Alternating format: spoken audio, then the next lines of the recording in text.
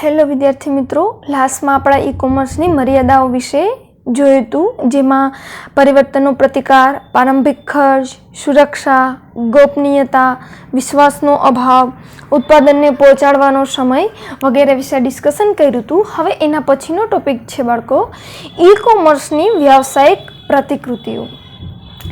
ઈ કોમર્સમાં સમાવિષ્ટ પક્ષ અને તેના દ્વારા પૂરી પાડવામાં આવતી પ્રવૃત્તિઓ તથા સેવાઓને આધારે ઈ કોમર્સની વ્યાવસાયિક પ્રતિકૃતિઓની વ્યાખ્યા કરવામાં આવે છે. એટલે કે ઈ કોમર્સમાં જે સમાવિષ્ટ પક્ષ હોય છે તેને દ્વારા જે આપણી જરૂરિયાતો પૂરી પાડવામાં આવે છે એના આધારે એની પ્રવૃત્તિઓ, એની સેવાઓ જે આપણે પૂરી પાડવામાં આવે છે એના આધારે વ્યાવસાયિક પ્રતિકૃતિઓની વ્યાખ્યા નક્કી કરવામાં આવે છે. એનો મતલબ કે ઈ કોમર્સમાં અનેક વ્યાવસાયિક પ્રતિકૃતિઓ સૂચિત કરવામાં આવી છે, પરંતુ નીચે આપવામાં આવેલી પ્રતિકૃતિઓ સૌથી પ્રચલિત છે. એટલે કે પ્રતિકૃતિઓ તો ઘણી છે વિદ્યાર્થી મિત્રો, પણ અત્યારે હાલ જે પ્રતિકૃતિઓ પ્રચલિત છે એ આપણે અહીંયા લિસ્ટ આપેલું છે, જેનું વર્ગીકરણ કોણ કોને માલ વેચે છે તેના પર આધારિત છે. ઓકે, હવે એમાં 4 પ્રતિકૃતિઓ છે: B2C, B2B, C2C અને C2B. ફર્સ્ટ ઓફ ઓલ વિદ્યાર્થી મિત્રો, આ ચારના આપણે પૂરા નામ યાદ રાખવા પડશે. ઘણીવાર ફૂલ નેમમાં આ વસ્તુ પૂછાય છે કે B2Cનું પૂરું નામ જણાવો, તો કે બિઝનેસ ટુ કન્ઝ્યુમર એટલે વ્યવસાયથી ગ્રાહક, B2B એટલે બિઝનેસ ટુ બિઝનેસ વ્યવસાયથી વ્યવસાય, પછી છે C2C કન્ઝ્યુમર ટુ કન્ઝ્યુમર એટલે ગ્રાહકથી ગ્રાહક, પછી છે C2B કન્ઝ્યુમર ટુ બિઝનેસ એટલે ગ્રાહકથી વ્યવસાય. આ 4 પ્રતિકૃતિ વિશે આપણે ડિટેલ્સમાં અભ્યાસ કરીશું. ચાલો, એમાંથી હવે ફર્સ્ટ આપણે જોશું વ્યવસાયિકથી ગ્રાહક એટલે બિઝનેસ ટુ કન્ઝ્યુમર.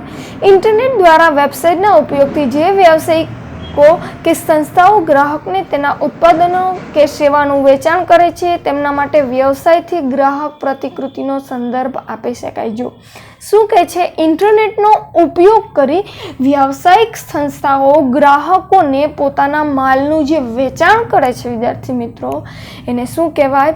વ્યવસાયિક થી ગ્રાહક એટલે બિઝનેસ ટુ કન્ઝ્યુમર.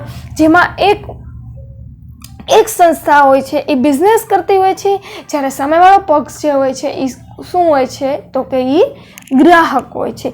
ગ્રાહકો કોઈ પણ સ્થળેથી કોઈ પણ સમયે ઉત્પાદન કે સેવાનો ઓર્ડર આપી શકે છે અને વેચનારને કોઈ પણ મધ્યસ્થ વિના સીધું ડાયરેક્ટ ખરીદદારને ખરીદી કરી શકે છે. એટલે ખરીદદાર એક એમાં સ્વતંત્ર ગ્રાહક હોય છે.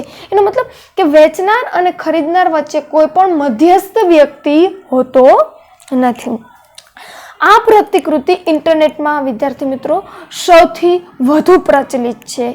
બરાબર, અત્યારે મોસ્ટ ઓફ આપણે આ પ્રતિકૃતિ ઉપર જ વેચાણ બી કરીએ છીએ અને ખરીદી પણ કરે છે. બરાબર, જો તમને નીચે લિસ્ટ આપ્યું છે વસ્તુના છૂટક વેચાણ ઉપરાંત B2Cમાં ઓનલાઈન બેન્કિંગ, મકાનની લે-વેચ, પરિવહન સુવિધાઓ અને તેના જેવી અન્ય અનેક સેવાઓનો સમાવેશ કરવામાં આવે છે. આ બધી સેવાઓ આપને B2C પૂરી પાડે છે. નીચે જો વિદ્યાર્થી મિત્રો યાદ રાખજો, એની વેબસાઇટ આપેલી છે. ઘણીવાર પૂછે છે નીચેનામાંથી કઈ વેબસાઇટ B2Cનું ઉદાહરણ છે? એમેઝોન, રીડિફ, ફેબમાર્ટ્સ, ફ્લિપકાર્ટ. આ બધા વિશે આપણે અત્યારે યુઝ ટુ જ છે વિદ્યાર્થી મિત્રો. બરાબર, આ બધી વેબસાઇટ છે એ B2Cનું ઉદાહરણ છે.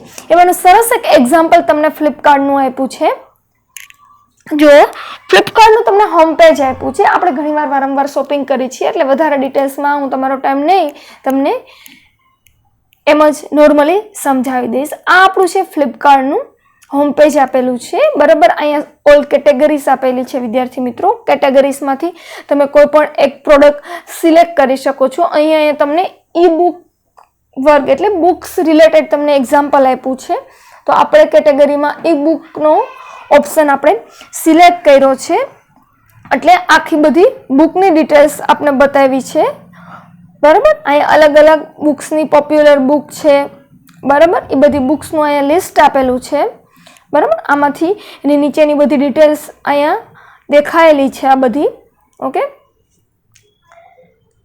જો એમાં તમને ઈ બુક ઉપર તમે ક્લિક કરશો એટલે લેખકનું નામ, કિંમત, વાચકોની રેટિંગ્સ, પુસ્તકના પ્રતિભાવો, પ્રકાશનનું નામ, બરાબર, બધી ડિટેલ્સ તમને ત્યાં જોવા મળશે. પણ જ્યારે તમે બુક્સ ઉપર ક્લિક કરો ત્યારે ઉપરના ભાગમાં એક સર્ચ ટૂલ આપ્યું છે. જો વિદ્યાર્થી મિત્રો બતાવું તમને, જો અહીંયા સર્ચ ટૂલ છે આવડું આ, બરાબર, ત્યાં બી તમે સર્ચ કરીને તમને મનગમતી બુક્સ લખી અને સર્ચ આઉટ કરીને તમે બુક્સ ફાઇન્ડ આઉટ કરી શકો છો. ઓકે, જો આમાં એક બુક આપણે ચેતન ભગતની એક બુક્સ આપણે સિલેક્ટ કરેલી છે. બરાબર, એવી રીતે પછી જો એની પ્રાઇસ આપેલી છે. ઓકે,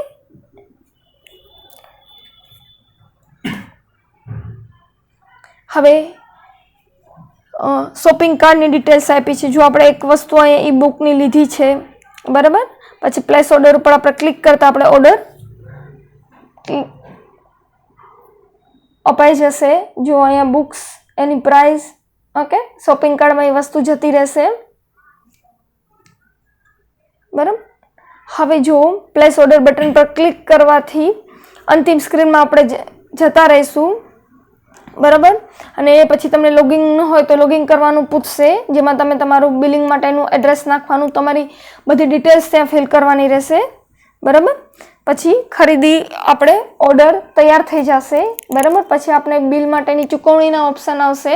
બરાબર, તમે કેશ ઓન ડિલિવરી બી કરી શકો અને ઓનલાઈન પેમેન્ટ પણ તમે કરી શકો છો, અને પછી પોતાના સરનામા પર મેળવ્યા બાદ ચૂકવણી પણ કરી શકો છો.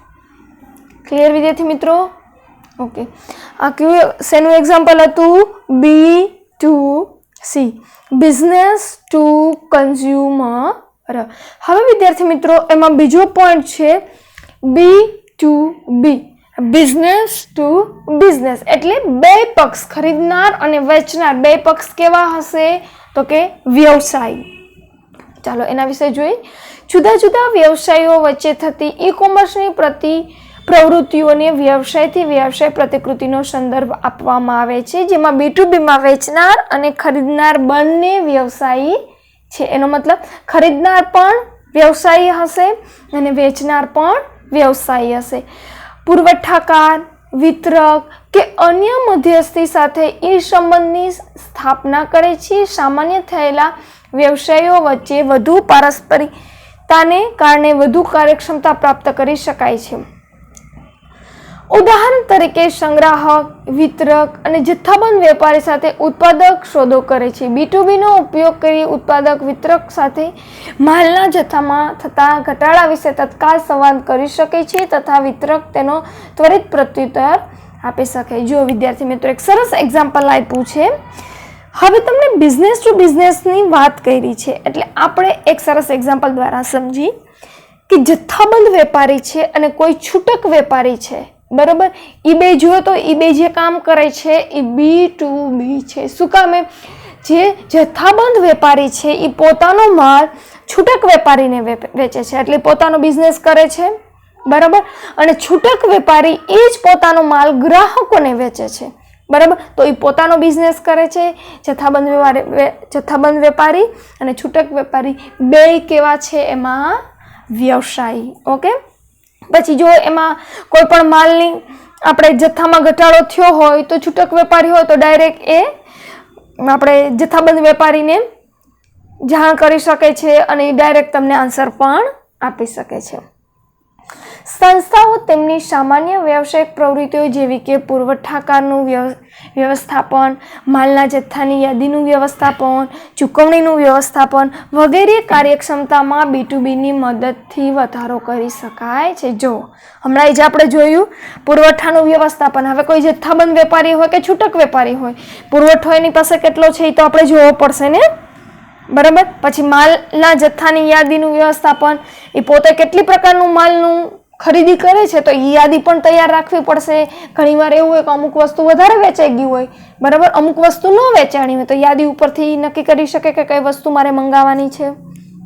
બરાબર, ચૂકવણીનું વ્યવસ્થાપન વગેરેની કાર્યક્ષમતા B2B માં વધારો કરે છે. જો ટેલિમાર્કેટિંગ વિશે કીધું છે, ટેલિમાર્કેટિંગ ના વ્યવસ્થાપન, પુરવઠા સાંકળ, માલની પ્રાપ્તિ, નિયમિત સમયે માલ પહોંચાડવો, ઓનલાઈન સેવા વગેરે માટે અસરકારક માધ્યમ છે. ઓકે, એ આખી ચેન છે, સપ્લાય ચેન, પુરવઠા સાંકળ. ઓકે, હવે જો એમાં વિદ્યાર્થી મિત્રો આપણે B2B ના ઉદાહરણ યાદ રાખશું, એ પણ આવી શકે છે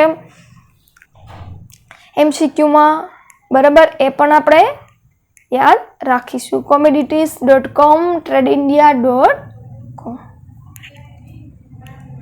ઓકે, હવે ત્રીજો પોઈન્ટ છે ગ્રાહકથી ગ્રાહક, C2C, કન્ઝ્યુમર ટુ કન્ઝ્યુમર. યાદ રાખો વિદ્યાર્થી મિત્રો, આમાં બે પક્ષ કેવા હશે તો કે ગ્રાહક, એટલે ખરીદનાર પણ ગ્રાહક હશે અને વેચનાર પણ ગ્રાહક હશે. જો ગ્રાહક વચ્ચે થતી ઈ કોમર્સની પ્રવૃત્તિના વ્યવહારોને ગ્રાહકથી ગ્રાહક પ્રતિકૃતિનો સંદર્ભ આપવામાં આવે છે. કોઈ પણ ત્રાહિત પક્ષની સંડોવણી વગર ઓનલાઈન હરાજી અને જાહેરાત દ્વારા તે ગ્રાહકોને પરસ્પર સોદા કરવાની સુવિધા પૂરી પાડે છે. કોઈ પણ ત્રાહિત પક્ષ વિદ્યાર્થી મિત્રો એટલે થર્ડ પાર્ટી, બરાબર, કોઈ પણ થર્ડ પાર્ટી વગર ઇન્ટરનેટની મદદથી ઓનલાઈન હરાજી કરી શકે છે અને પોતાનો સોદો પણ કરી શકે છે. C2C વેબસાઇટ પર ઇન્ટરનેટનો ઉપયોગ કરતા વેચનાર કે ખરીદનાર બની શકે છે. C2C પ્રતિકૃતિનું ઉત્તમ ઉદાહરણ હરાજીની. જો વિદ્યાર્થી મિત્રો, હવે તમને એક્ઝામ્પલ આપ્યું છે C2C નું, હરાજી. શું કામ હરાજીની વેબસાઇટ કીધી છે? કેમ કે હરાજીની વેબસાઇટમાં જે ખરીદનાર વ્યક્તિ હોય છે ને, એ તો ઓલરેડી ગ્રાહક જ હોય છે, પણ જે વેચનાર વ્યક્તિ હોય એ પણ ગ્રાહક જ હોય છે. જો આપણે કોઈ પણ ઉત્પાદન વેચવું હોય તો તેને હરાજીની વેબસાઇટની યાદીમાં મૂકવાનું હોય છે, અને જે વ્યક્તિ તેની બોલી લગાવે છે, બરાબર, એટલે બોલી લગાવે એ કસ્ટમર હોય છે, અને જેને વેબસાઇટમાં પોતાની યાદીમાં મૂકેલી હોય એ પણ વસ્તુનો માલિક હોય છે, એટલે એ વેબસાઇટમાં એ પણ ગ્રાહક હોય છે અને ખરીદનાર પણ. શું સરસ એક્ઝામ્પલ આપ્યું છે વિદ્યાર્થી મિત્રો. ઘણીવાર આપણે ટેલિવિઝનમાં, ન્યૂઝપેપરમાં જોઈએ છીએ eBay, OLX વિશે તો આપણે સાંભળ્યું છે ને, બધી વસ્તુઓ વેચમાં આપણે એમાં મૂકી છે. તો જો તો આપણે મૂકીએ એટલે આપણે કસ્ટમર થયા કહેવાય, અને આપણી વસ્તુ બીજા લે એટલે એ પણ ગ્રાહક થયા કહેવાય. ઓકે, એટલે આ બધી વેબસાઇટ, ક્વિકર, બરાબર, આ બધી વેબસાઇટ કેના ઉદાહરણ છે? C2C, consumer to consumer. Okay, હવે લાસ્ટ વન છે ગ્રાહકથી વ્યવસાય, કન્ઝ્યુમર ટુ બિઝનેસ. ઓકે, જ્યારે ગ્રાહક દ્વારા ઉત્પાદન કે સેવાની કિંમત નક્કી કરવામાં આવે ત્યારે ગ્રાહકથી વ્યવસાયિક પ્રતિકૃતિ અવળી હરાજીને સમાવતી પદ્ધતિ ચાલુ. હમણાં આપણે શું જોયું તો કે હરાજી. હરાજીમાં શું હોય કે આપણે માલ સામાન વેચી પણ શકીએ છીએ અને ખરીદી પણ કરી શકીએ છીએ, પરંતુ કન્ઝ્યુમર ટુ બિઝનેસમાં અવળી હરાજી એટલે કે ઊંધી હરાજી છે. આ પ્રકારના ઈ કોમર્સમાં ગ્રાહકને પરવડી શકે તે રીતે અથવા તો નિશ્ચિત ઉત્પાદન કે સેવા માટે તેઓ ચૂકવવા ઈચ્છતા હોય તે કિંમતથી વ્યાપક શ્રેણીમાં ઉત્પાદન અને સેવાની પસંદગી મળે છે. એનો મતલબ વિદ્યાર્થીઓ મિત્રો, C2Bમાં ગ્રાહક બોલી લગાવશે, બરાબર. જો ગ્રાહક ગમે વસ્તુ હશે પોતાની ચૂકવવા ઈચ્છતા હોય એટલી કિંમત જ આપશે. ઓમાં શું હતું કે આપણે જેને વસ્તુ વેચવી છે એને પોતાની ડિટેલ્સ બધી લખી હતી, આટલી પ્રાઇસ છે. જ્યારે આમાં પ્રાઇસ કોણ નક્કી કરશે તો કે ગ્રાહકો. સંસ્થાઓ ગ્રાહકને ઉત્પાદન કે સેવા આપવા માટે બોલી લગાવે છે. જો છે સંસ્થાઓ શું કરશે? ગ્રાહકને પોતાના ઉત્પાદન કે સેવા આપવા માટે બોલી લગાવવા આપશે. આ પદ્ધતિ ભાવતાલના સમયમાં ઘટાડો કરવામાં મદદરૂપ બને છે તથા ગ્રાહક અને સંસ્થા બંનેની ફ્લેક્સિબિલિટીઝમાં વધારો કરે છે. ખરીદીની સામાન્ય પ્રક્રિયાને ઉલટાવવા માટે C2B ઇન્ટરનેટનો ઉપયોગ કરે છે, જ્યાં ગ્રાહક દ્વારા ચૂકવણી નક્કી કરવામાં આવે છે અને સંસ્થા નક્કી કરે છે કે તે સ્વીકારવું કે નહીં. ઓકે, શું કરે છે? ગ્રાહક ચૂકવણી માટેની પ્રોસેસ નક્કી કરે છે, પછી સંસ્થા નક્કી કરે છે તે કે એ આપણે સ્વીકારવું કે નહીં. જો એની વેબસાઇટ પણ આપી છે C2B, bidstall.com, jetly.in, બરાબર. તે બધા કેના ઉદાહરણો છે.